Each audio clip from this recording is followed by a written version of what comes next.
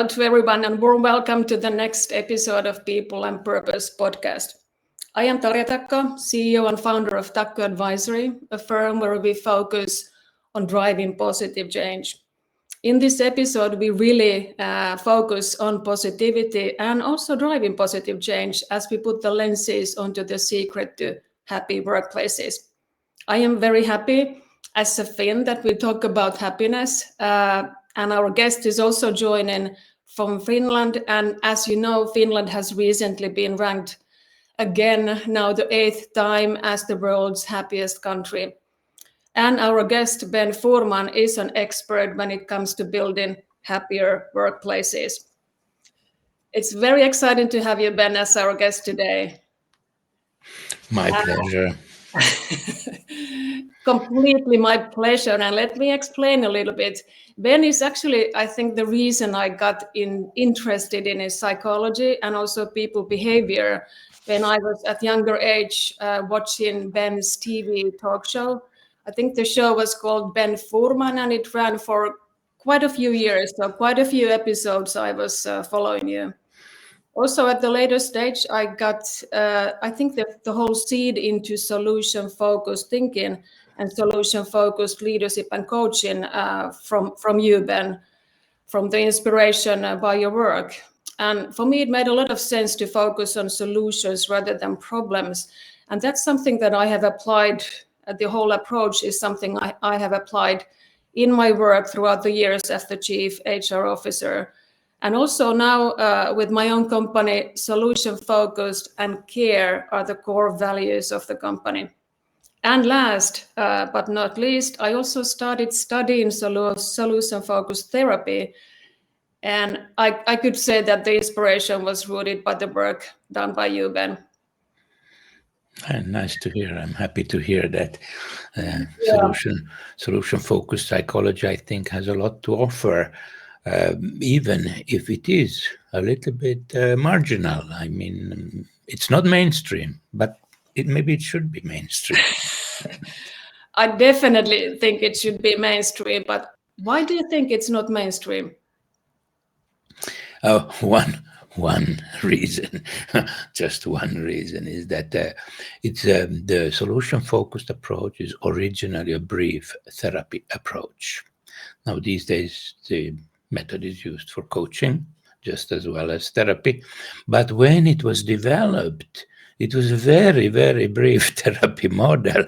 It was a scandal that the traditional therapists, they hated the idea that some people are claiming, oh, we help people in just 4 sessions or 1 session or 5 sessions or maybe 10 sessions. The idea that therapy could be done in just a few sessions was scandalous.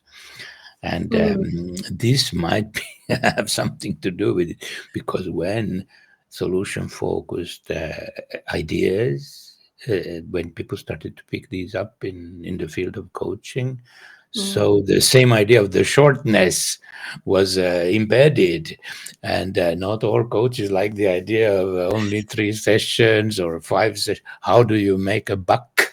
How do you make a lot of money? So many coaches, they like contracts where they are involved with the company for a year or half a year, several sessions.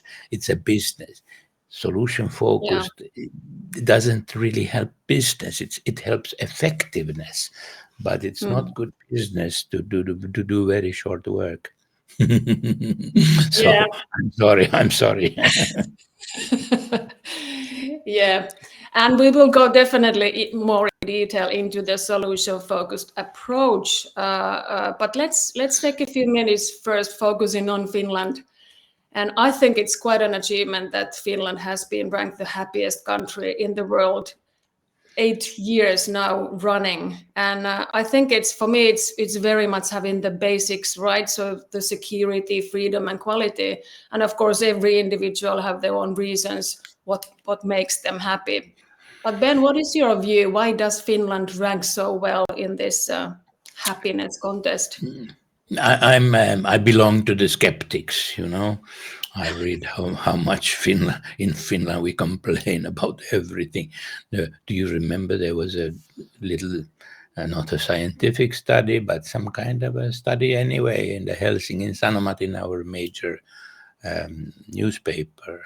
And they said in the study that they found that 60% of all teachers who work in Finland are seriously considering changing professions. Now, what does that say about happiness? So yes, it is true.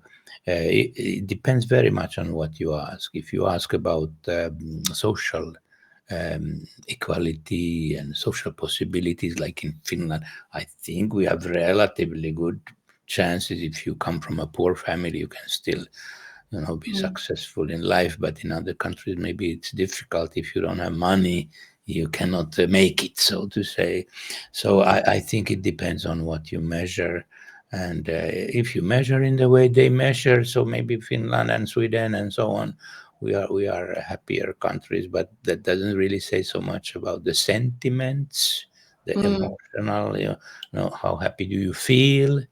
Are you happy with your life? That maybe they are not measuring actually happiness. Maybe they are measuring something else and just calling it happiness because it attracts more attention when you say that you are measuring happiness. I'm not sure about this. This is just my hunch about it. And I remember when another study many years ago, I bumped into it, and so the happiest people were in Calcutta, in the slums of Calcutta. So who knows? It depends what you ask. Which country wins the lottery, so to say. Yeah, that is definitely very very true, and there is a lot to be done still in Finland. It's not a dreamland in many different ways.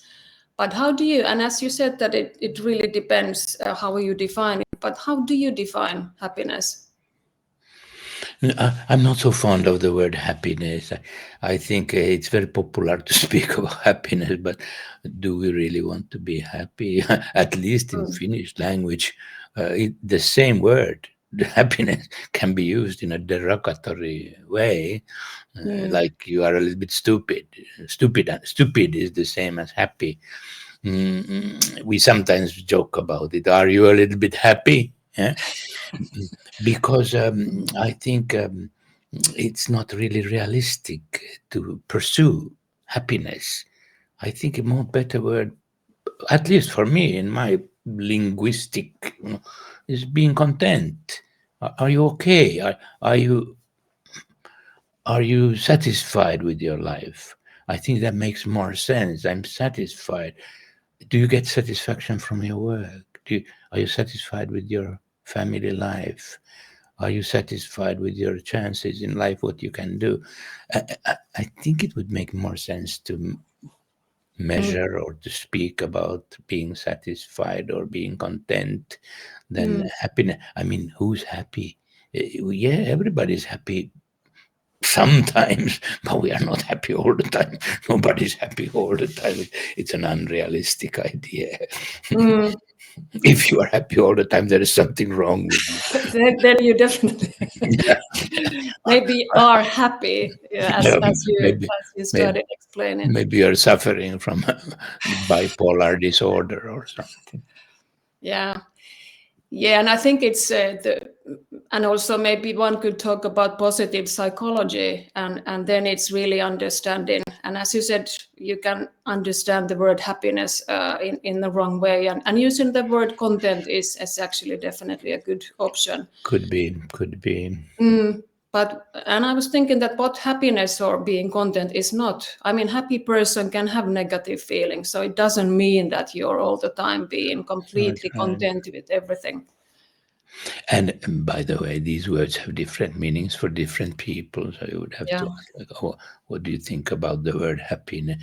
If you would do work with a company, and they would ask you to do some consultancy work, so you would have to ask the company, the people in the company, your client. You have to ask the client what words they like to use. Would you be interested in us helping you to be a happy workplace? No, we don't want to be a happy work. What would you like to be instead? What do you think about the word content. What do you think about the word satisfied? Words? Do you like the word work satisfaction? I remember once I was invited to Sweden to speak, like public speaking, motivational speaking. And they asked me, what would you like to speak about? What would be your topic? And I said at that time it was a little bit popular to speak about enjoyment of work. We say in Finnish työn ilo. In Swedish they say arbetsglädje. That would translate to English like work joy of work or enjoyment of work, something like that. And then the person who was inviting me, she said on the phone, she said, no, we cannot have that title. And I was like, well, why not? What's wrong? It's popular. It's just getting popular here in Finland. This was many years ago. Enjoyment of work. Didn't speak about happiness at that time. It was a taboo word. But enjoyment of word was just making its way into our vocabulary. And then I asked, like, why not? And she said, there has been so many lectures here in Sweden about enjoyment of work, so everybody's tired of the very concept. So if you give a lot of boring lectures about enjoyment of work, soon nobody wants to hear anything about enjoyment of work, and that could happen to happiness, to any of our terminology that we use. So that's why I thought maybe it's better to play it a little bit low than rather than say happiness. But the client decides what words we use. We use whatever words, whatever floats our boat, so to say. Yeah. I think it's the focus and the targets that really matters here. Whatever is the word that is actually used. And one more point that may be worth mentioning. I think it's not really true that companies are interested in creating happy workplaces. That's not what they want. Sometimes I have used the metaphor of playing music to cows. When they play music to cows. So the reason why they play music to cows is not to make cows happy. It is to produce more milk. Because there is some scientific finding that cows produce more milk if they hear classical music. So nobody's going to buy a stereo equipment because to make the cows happier, they're paying for the stereo equipment or the streamed music in order to produce more. And to be honest, this is what this is all about. And happiness is not really interesting for companies, but what is interesting for companies is to reduce the costs of burnout or the cost of stress or the cost of people leaving your workplace, and you have to recruit new people. So this is all about economics, and I think, to be honest, we should really say it loud. And who's interested in happiness anyway? We are only interested in profiting more.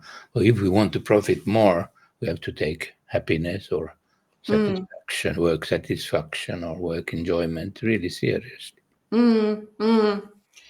And that's something that many of the leaders, I think they still don't fully understand that. Of course, a lot of the leaders do, and that's really, really good. But I have one example where my manager's manager was really saying that we cannot be happy at workplace. We cannot have fun at workplace because that's not focusing on performance and that's not bringing us money, which was quite an interesting viewpoint to have. You cannot lock down your feelings and you cannot come to work without feeling anything and just focusing on the money. Of course, as you said, it's as of course also my experience is that if you have engaged employees that are content and that are working well within the team and within the organization, the culture is supportive, positive, of course, that drives good results and that drives customer happiness and all of that brings better results. I think you're right. I remember when I have been teaching in China, and I have been working with parents and teachers. And I remember when I've been speaking about the importance of creating happiness in schools. That's another organization that is where satisfaction, study satisfaction, and teaching satisfaction is desperately needed. So I've noticed that the Chinese parents, if I only speak about happiness, about how to ensure that your child is happy in the school or happy learning or happy studying, then they are not quite happy with my with my message. And I've learned that I have to add these, what we are talking about, will help your child be happy, and then I have to add and successful. If I say happy and successful, meaning you are successful in Resonates school, much more. then everybody is like, yeah, now we are talking. Now we're Who cares talking. about happiness? We don't need our children to be happy as long as they are Oi, oi, oi. successful. Oi, So oi. success and happiness are related, and if we can combine the two, then we can sell our ideas to people, because they are not maybe they are not only interested in happiness, they are equally interested in success. They are, and they go hand in hand. They go hand in hand. And Yeah. maybe that's a good message that we would like to. Did you know that happy children learn better? Or did you know that if people are satisfied with their work, or if they gain joy from their work, then they will work better together? And I'd like to always emphasize that it's not only happy to be happy about it's like to be happy about your colleagues, to be happy about the team, your team. Do you enjoy working with your team? I think that's much better question. Like, why say are you happy? Better to say, do you enjoy working with your team? What would need to happen in order for you to be even more, you know, enjoy even more working with it? What are the moments when you have enjoyed working with your team, with your team, with your team? Not it's not an individualistic thing. It's a team sport. To be happy, you need other people. You cannot be happy Yeah. with a mirror. Yeah. Yeah. I think there is a saying that you cannot be great without the greatness of others. I think so. Yeah, there are many sayings. But hey, before we go into the team dynamics and collaboration, can we first talk a little bit about the solution-focused approach, where as we've been saying, your work is deeply rooted in, since not everybody fully understands what this is all about. Can you briefly explain what it is and why is it so powerful?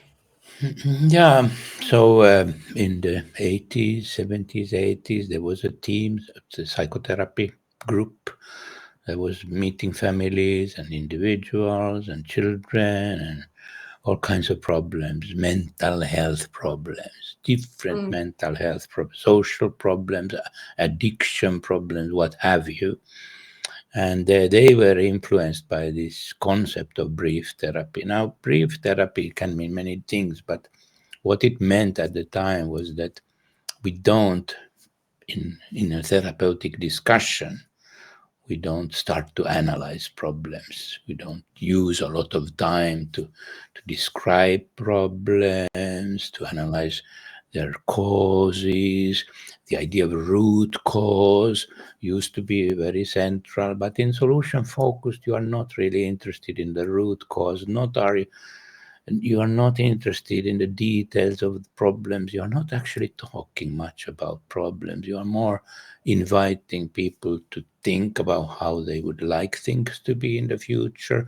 So tomorrow, the day after tomorrow, half a year from now, 1 year from now, is a future-oriented way of working with people.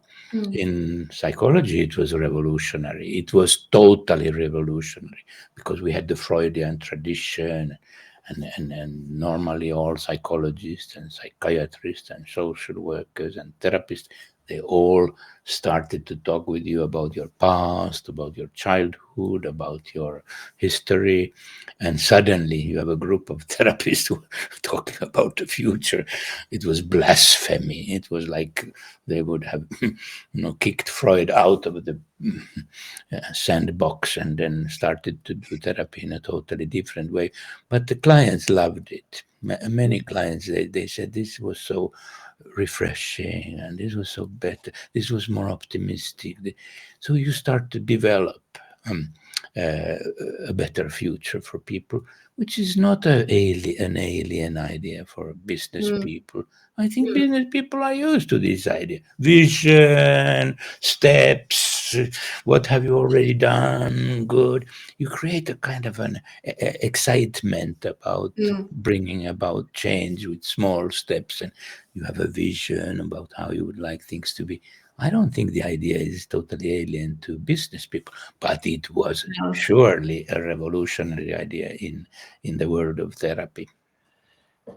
And where did you get the inspiration, since it was such a new way of looking at things and really changing, as you said, focusing on the past, focusing on the future? Where did you get the inspiration? So I'm a psychiatrist, and I was studying to become a psychiatrist, or specializing. I'm a medical doctor specializing in psychiatry. And here in Finland in the 80s, like in many countries around the world, psychiatry was plagued, may I excuse my words, plagued by psychoanalysis. And everybody wanted to do individual therapy for years, long-term therapy.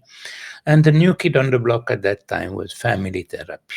That was the new kid on the block. And myself, many of my colleagues kind of migrated towards this new approach where you would invite people into the room. You wouldn't talk with an individual necessarily. You would, can your mother come too? Or can we see your grandmother next time? Or can you bring two of your friends to the meeting? Or can you bring the whole your team? I remember one guy had tried to kill himself, and fortunately had not succeeded. So we found out that he plays in a band. And I think we suggested, why don't you come with the whole band the next time? So we'll find a way to secure that you don't do anything like that again, that we have a support network for you. So it was a totally different way of approaching mental health problems. And I was fascinated by the concept of family therapy. So actually started to do some training. It was possible to have training here in Finland in family therapy. And if you do family therapy, you automatically become out. You hear about the solution-focused approach, because it was originally a family therapy approach, more a social approach to helping people.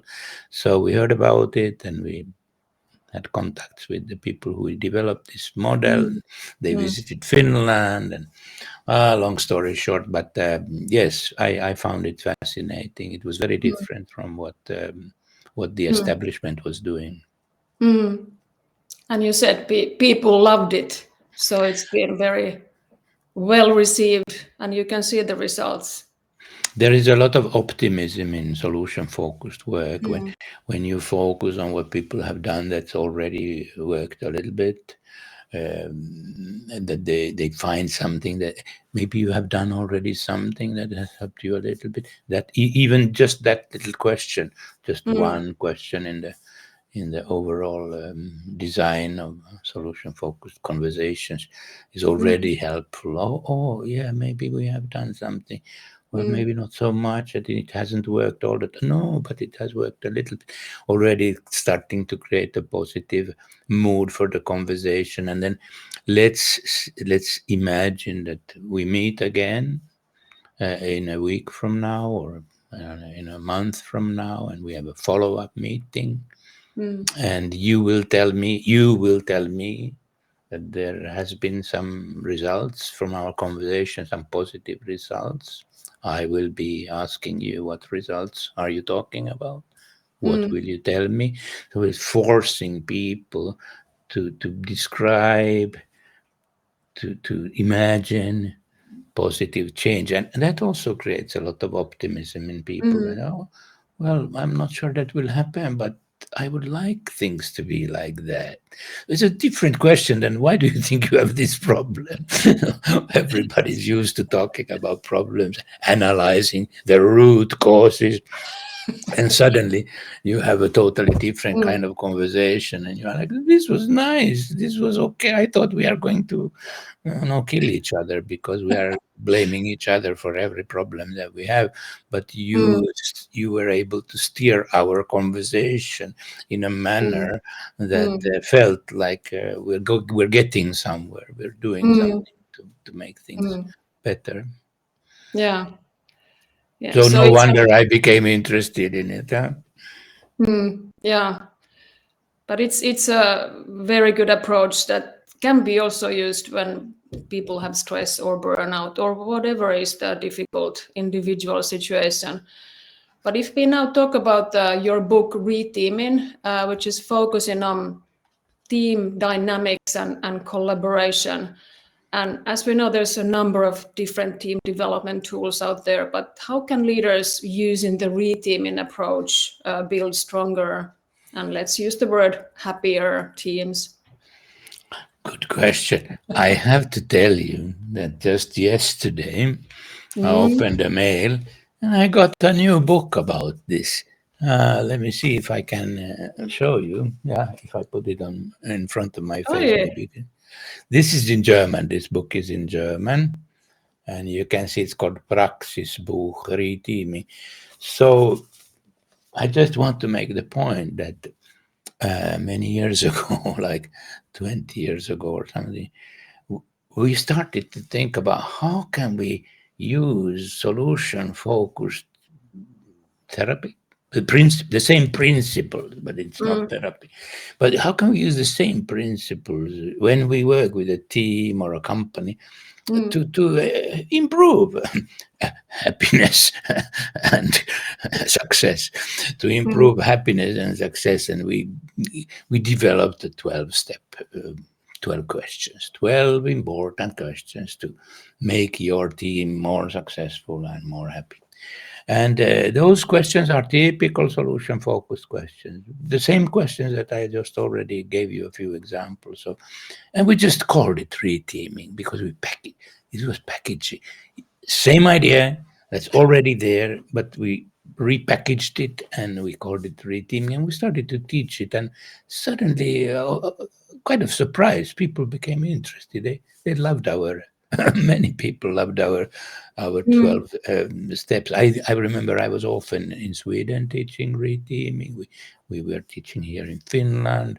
It attracted coaches and consultants, HR people, managers participated in reteaming training. 12 questions, and then it has persisted. The book that I just showed you just appeared, a few weeks ago, and it was published in Germany. And Germany is one of the countries where reteaming is still going strong. It's still going strong. So coaches, HR people, managers, they like to learn it's the same book. Is it the same book? No, this is a case book. This one is a case book. So actually, the something that people have been asking, like, could you give us examples of how reteaming works? And there has not been any such book because it's quite boring to describe a process like that. But now the German colleagues, they have succeeded in giving examples. So different people have written articles about how they use reteaming with an individual or with a team or with an organization, asking basically 12 useful future-oriented, resource-oriented questions rather than analyzing what's the root cause of the problem. Now it would be really good to know those 12 questions, but I think we leave that to the listeners so that they can go into the team and see what those questions are. As you said, managers, HR, there's been a lot of interest and people are using those. And I've also been using those. And I think one of the key points is celebrating successes. So acknowledging that we are making progress. But what, in your view, why are teams not so good in celebrating successes? I remember one company, they said when we were talking about the importance of celebrating successes or paying attention to successes or discussing success, or my favorite word is analyzing successes. Not only celebrating, but analyzing this thing that we did, it worked. Yes, we can celebrate. Yeah, let's have a glass of champagne or whatever. That's nice. But what is important is not the nice part, is like, let's analyze what we did right.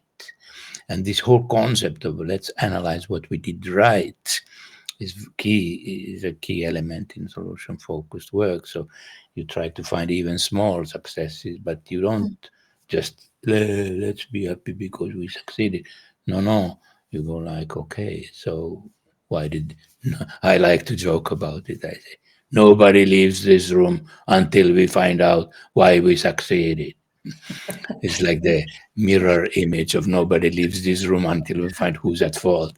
Why did it go all wrong? So I like the idea. Nobody leaves this room until we find out what you guys did right.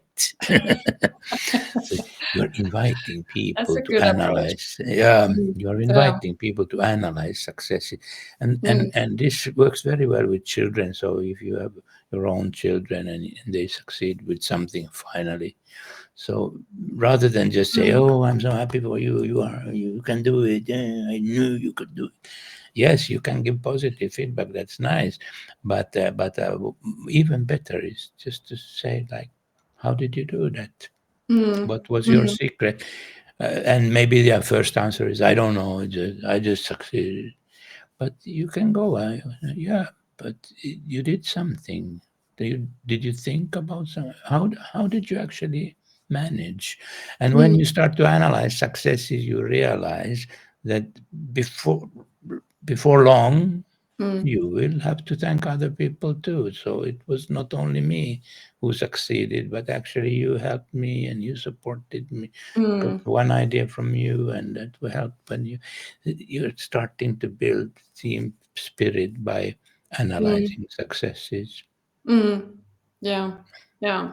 Rarely any success is just this wonderful person was so fantastic. Nobody's fantastic alone, huh? No, that's what we said already here in the beginning. I Hey, would I think say. one important and interesting thing is also what you talk about is the engagement survey that, of course, a lot of the companies, most organizations are running. But I think it's not always very optimal how the results are handled and how the improvement is done, how the whole process is run. So how should what advice would you give to the organizations to really take the best out of the engagement surveys and have it using for them, not against them? Good question. I remember already many years ago one a department chief of department, and I think it was a department house or something, came to ask me, and I worked together closely with my colleague Tapani Ahola, and said, "You guys, can you explain to us why the atmosphere was one of the terms that was used at the time, why the atmosphere of our department has become worse since the engagement survey or work satisfaction survey or whatever it was called." And we were kind of smiling a little bit with each other and thinking, yeah, if you only ask problem focused questions, you get a lot of information about problems. And if you get a lot of information about problems and then you serve this problem focused information to people, so Mm. then they will start thinking about why we have all these problems. Why are Mm. we Why are we worse than the other department there? And when they are analyzing the reason for not getting high enough points, they end up blaming each other, and there could be very almost like an automatic you automatically create conflicts in the organization by presenting all this problem focused information to them. The managers will start blaming the workers, and the workers, employees will start blaming the managers, and everybody, in the end, everybody is blaming everyone. So the first thing that I would suggest, but of course I was first. I would need to have somebody who listens to me, but I would like to suggest that these surveys be done in a different way. Now that's not so easy, because there's sometimes international companies and they're already determined that these surveys are done in a certain way. But even the little detail that you mentioned, you said, what did you call these surveys? You said engagement surveys. That's already a sign that there might be some movement from problem-focused questionnaires to engagement. Engagement is more a positive term. It's like I want to learn more about how engaged do you feel, or what can we do to improve engagement? What can we do? Engagement is more or less the same as happiness, isn't it? Because you enjoy your work and you enjoy the team where you are, but I think the first thing is to change the way we ask questions, and maybe ask questions like, what gives you satisfaction in your work? What makes you happy in your work? What has made you most happy in the recent times? What would you need to ensure that you are happy next year too? And so you could present all the questions in a more solution focused way. Yeah, this is very interesting, since a lot of the survey companies, I mean, they have the huge benchmark data, so you cannot easily change the questions, because you need to Right, be able to compare what other companies are right. saying.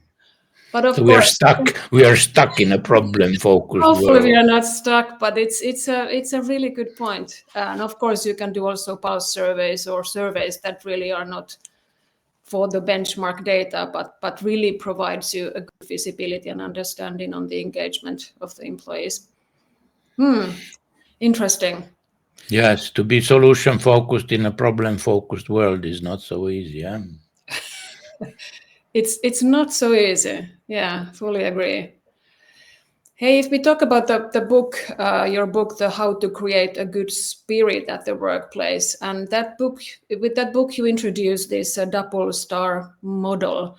And of course, there's a lot of content, and the whole book is about the double star. But can you explain the core principles of the Yes, model? I like to put it like this: like, if you work with reteaming, and so the key idea in reteaming is that you ask people to describe how they want their team or organization to be in the future.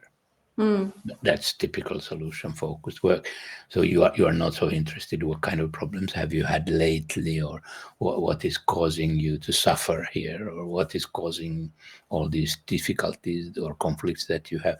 You are more interested in creating a vision, or like a detailed description of how you would like things to be optimally. Like, it's not optimal maybe now, but what would be optimal? And then we look at what skills or abilities or competencies you think you need in order to reach that goal that you described yourself. Simple as that. So then, if you do this many times, so you start to hear what people are saying. They are saying, what we need in order to be what we want. We need appreciation. We need fun, a little bit. We need caring, the word that you are using. We need we need to be better at communicating with each other. Okay, so in what situations do you need to be?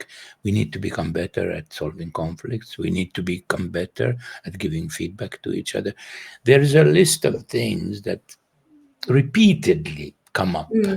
So we only started to collect those and said, this is what people are saying, this is what people are, this is what they want, this is what they say they need to become better at. And then summarizing those findings, those practical findings. So we just organized the information in a visually attractive way. So we put 2 stars, a blue star, which pointed 4 different positive things like appreciation, sharing successes, caring, and so on. So we had 4 factors that are things that people want more of because they really love this, that makes them tick. And then we found also that that's not the whole story. People also were desperate to do something about developing competencies, communication competencies. I like to call collaboration competencies, but those are the same. Everybody knows them. We need to become better at giving feedback to each other. So how do you criticize another person in a positive or solution-focused manner? You can practice with your husband or wife all the time, every day. So how do you discuss if there's a conflict situation? How do you manage? I like to say hurts when people feel hurt, like I feel bad about what happened yesterday. How do you open that up and how do you solve it? So there are situations and also errors or blunders when people make mistakes. Like how do you deal with mistakes in a hospital, for example? Mistakes happen. So how do we deal with them? Are we afraid of them so we don't talk about them? So I think there are certain key elements that are quite obvious and they always come up when we talk about improving the workplace. So we just simply organize them in the form of 2 stars, blue star and yellow star, and we called it twin star, double star, twin star. And this twin star has been a kind of a compass to help us talk about these things. Yeah, I think the twin star really resonates, at least very much with me and with the organizations I have worked with. And one thing that I continue seeing, just picking up one example, is that it's really the feedback culture, giving feedback, getting feedback in the right way seems to be quite challenging in many organizations. Yeah, that I've heard Why is everywhere. Because it's difficult to criticize another person in a positive way. We need some model, but we developed for training purposes a model, like a template. You would say template. Yeah. There are other people have also developed templates for giving feedback or for criticizing another person in a constructive fashion. So our template is called the hands, and it's a playful exercise. So we have done this playful exercise all over the world with a lot of different people, and usually people enjoy the exercise because in the exercise we do the worst case scenario first, and then people get to know how to really crush another person with feedback. It's terrible, but we do it in a jokingly way, and then in a humorous way. It's a parody, so we play with the idea. We say, let's try a parody, teach you how to give the worst possible feedback that you can ever give to another person, and we role play this in a fun way, not criticizing really anybody, but just role playing.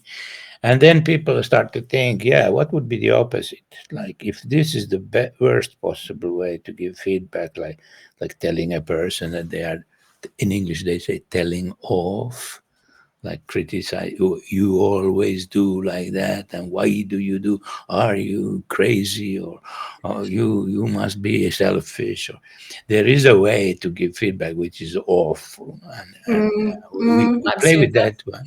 And then once people have experienced the awful criticism, they are very motivated. Is there Yeah. a better way? Is there a better way? Yeah, let's see. There is a better way. We can use solution focused psychology to develop a Mm. better way, and then we try the other approach, and usually people say, oh, this worked much better, thank you, now I have some ideas. I'm not sure I can do it, but at least I have some ideas about how I can become better Mm. at Mm. giving feedback to people. Mm. And that was it the hand approach? Yeah, we call it the hands. Mm. It's simply called hands because the first hand Yeah. has 5 rules. Always. Why do you do this? How many times have I told you? The first hand has 5 fingers or 5 rules, and then when we start to learn the solution focused way, it also happens to have five Mm. fingers or 5 rules. So Mm. in the exercise, when we are in the group of people who actually draw, we draw the hand, we give names to the fingers, and then it's one way of learning how to Mm. communicate in an appreciative way. See, the Mm. word appreciation is here again the key. Yeah. Yeah.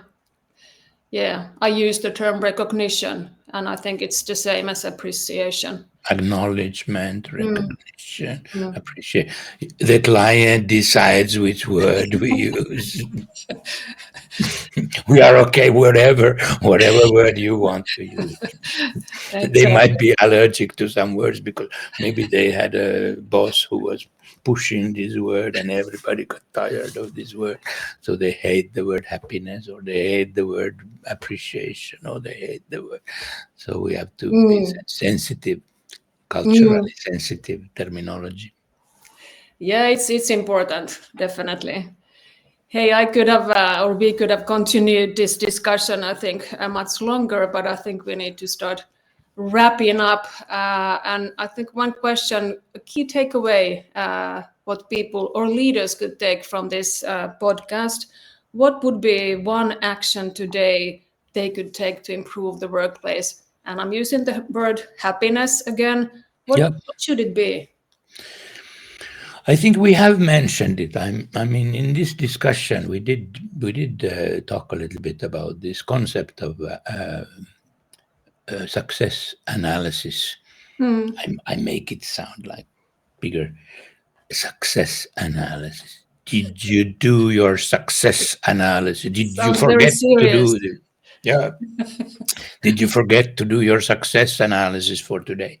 Every day, Hmm. maybe you should make sure that every day you find something that works, not only at work, maybe also at home. So, was it your wife or your husband who baked a cake or made some bread or brought some wonderful food to the home? Ah, honey, you succeeded to bring the best food. I'm so happy about this. So, how did you do? Where did you find this wonderful cake, or where did you find the recipe, or how did you Hmm. succeed in making it? So, when people start to analyze successes in more mundane, everyday situations, you can do it. But then, if you can create it, you can weave it into the Hmm. culture, into the DNA of the work. If you can weave it into the DNA of the workplace, that could be that's a simple idea, but very effective. Mm. So analyzing, but also sharing, importantly. No, you cannot analyze if you don't share, can you? Well, yeah, yeah, yeah, Yeah, in your own head, but this is like a social which activity. is not very helpful. Yeah, the No, social aspect actually is quite important in the solution focused mindset or thinking. Mm. I think so too. It's Yeah. about us. It's not about you. It's about we. It's about we, and that's really well put. Yes. If I may, what makes you happy, Ben? Oh, Hmm. I'm going to Lapland to ski in a week from now. So that's one thing that makes me happy. But there are many other things that make me happy too. Happy and content. Hey, Ben, thank you so much for sharing your insights. I think it was an absolute pleasure to have you sharing Thanks for your your good expertise questions. and your experience. And as said, it would have been nice to even have a longer discussion, but maybe we'll have a second episode together. But thank you for joining the podcast. Thank you. Bye-bye. Yeah, thanks everybody for joining till next month. Thank you. Bye-bye.